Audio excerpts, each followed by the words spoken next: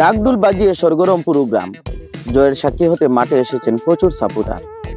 Champion হবে এমন পথে ঠাই দাঁড়িয়ে তারা। জয়ের পথ এতটা সহজ ছিল না। প্রথমার্ধে পিছিয়ে পড়ে দুশ্চিন্তার বাজ পড়েছিল টিম অফিসিয়ালদের। দ্বিতীয়ার্ধে ঠিকই ঘুরে দাঁড়ায় দল। জটলার মধ্য থেকে বল যায় জালে। ফলাফল 1-1 সমতা। ম্যাচে টার্নিং মোমেন্ট ছিল 1-1 পজিশনে মিস করা। তা না হলে নির্ধারিত সময়ে ইতি ঘটত ম্যাচে।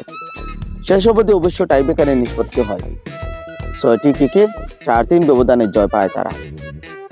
সুনামগঞ্জ জেলার জগন্নাথপুর উপজেলায় শ্রীরামসী প্রবাসীদের অর্থায়নে লক্ষ টাকার ফুটবল টুর্নামেন্টে চ্যাম্পিয়ন হয়েছে ইয়াসিন এফসি রায়খালী বিশ্বনাথ এবং রানার আপ হয়েছে শামসুল শেখদার এফসি দয়ামির। এমন জয়ে দারুণ খুশি দলের স্বত্বাধিকারী যুক্তরাজ্য প্রবাসী আব্দুল মতিন ও আব্দুল মানিক।